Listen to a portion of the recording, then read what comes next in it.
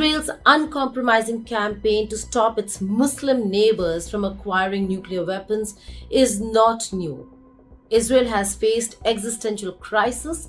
It is a fight for survival for Israel in many ways than one. It has fought many wars since 1948, since the creation of Israel, and therefore this position and this stance. But Israel has friends and allies who are nuclear states. There are reports that Israel possesses covert nuclear weapons. That is allowed, but it is not allowed for any other country to enrich uranium that could threaten Israel or Israel's future. At the core of Israeli defense doctrine is the preservation of its nuclear monopoly.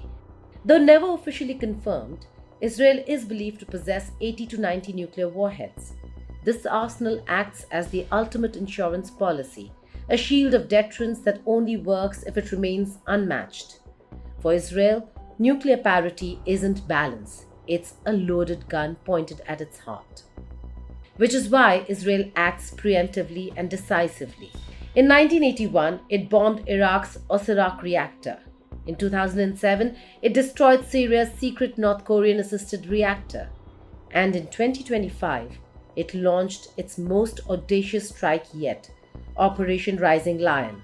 Israel called it a rollback of the Iranian threat to Israel's very survival. That in the past, we took preemptive action against those who were cheating the international system, that were clandestinely acting to acquire a nuclear arsenal or a nuclear weapon. And by defending ourselves, actually, we gave a lot of security not only to ourselves, but to the region and to the world. Because without our action in 81 to take Osirak, you would have Saddam Hussein with nuclear weapons. Without our action to take out the Syrian reactor in 2007, you would have Assad having a nuclear weapon.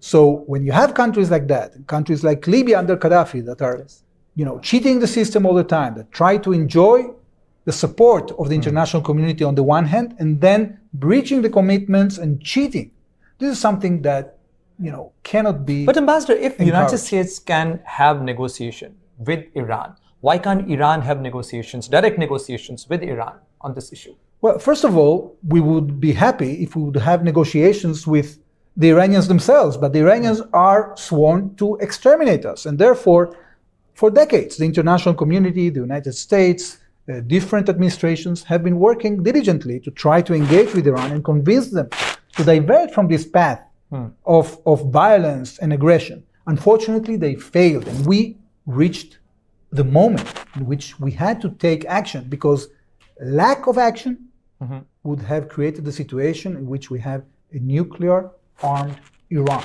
This is something that we are not willing to have. Why not allow mutual deterrence? Because mutual deterrence allows stability, rationality, and survivability.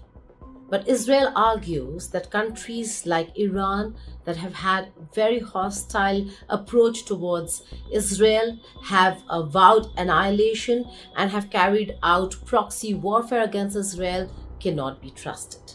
Allowing one Islamic state to go nuclear, Israel warns, opens the floodgates.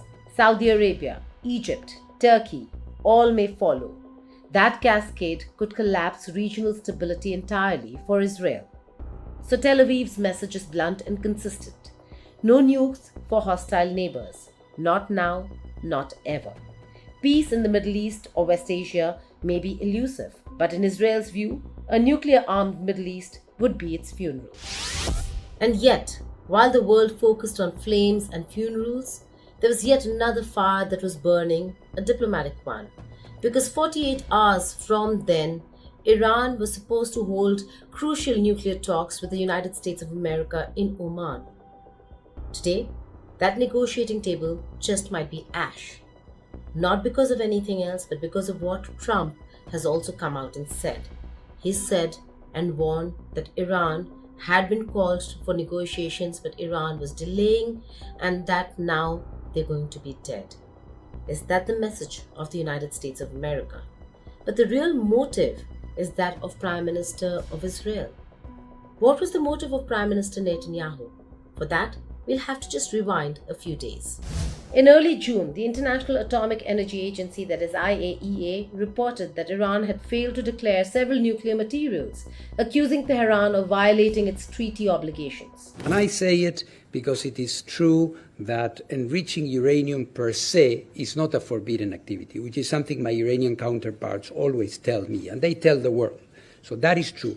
At the same time, when you accumulate and continue to accumulate, and you are the only country in the world that is doing something like this at a level which is very, very close to the level that you need to have a nuclear explosive device, then we cannot ignore it.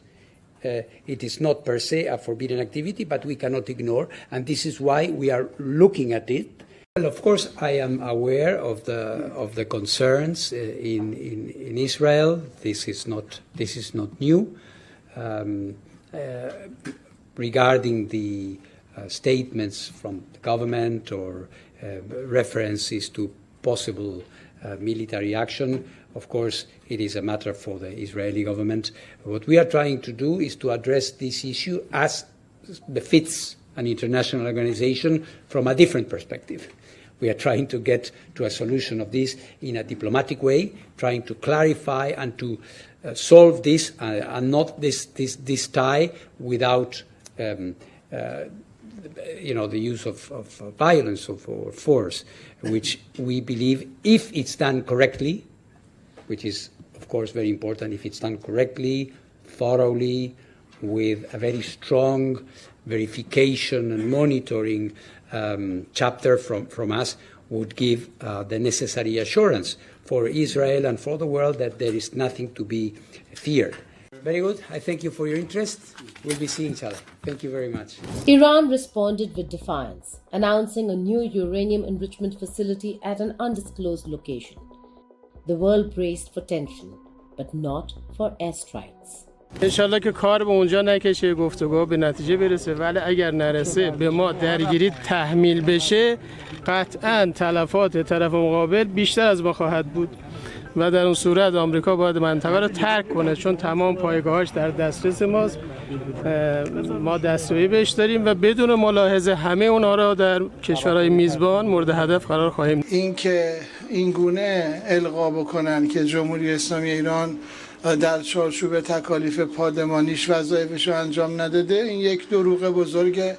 هیچ مستندی در این رابطه وجود نداره. یک مورد گزارش بازرسان آژانس وجود نداره که بر اساس مقررات در اجرای وظایفشون جمهوری اسلامی ایران و سازمان انرژی اتمی مخالفت کرده باشه یا مانع شده باشه. یک مورد و یک کلمه در گزارشاتشون وجود نداره. ببینید این یه تصمیم راهبردی در سطح نظام جمهوری اسلامی ایران هست. اقدامات متقابل با حرکت تقابلی طبیعیه که مثل روال گذشته نخواهد بود. اگر چنین تصمیم بگیرن در زمان مقتضی هم جمهوری اسلامی تصمیمات لازم رو اتخاذ خواهد کرد. اینها این جریان صهیونیستیه که حالا انشالله وزارت محترم اطلاعات با برنامه‌ای که تنظیم کردن معرفی خواهند کرد که این سه کشور و امریکایی‌ها حالا در مجموع یکی از اون کشورها خیلی بیشتر با رژیم صهیونیستی به صورت پیوسته دارن روی تسلیحات نظامی اتمی در اسرائیل کار میکنن. این فعالیت رو خودشون دارن انجام میدن، اتهامش رو به جمهوری اسلامی میزنن. اینها رو انشالله ارائه میدن و مردم عزیز ما و مردم جهان از ماهیت اینها و نیات اینها باخبر خواهند. نکته مهم اینه که مذاکرات و تعاملات همه در راستای لغو تحریمات. هر روزی که اونها حسن نیت نشون بدن و با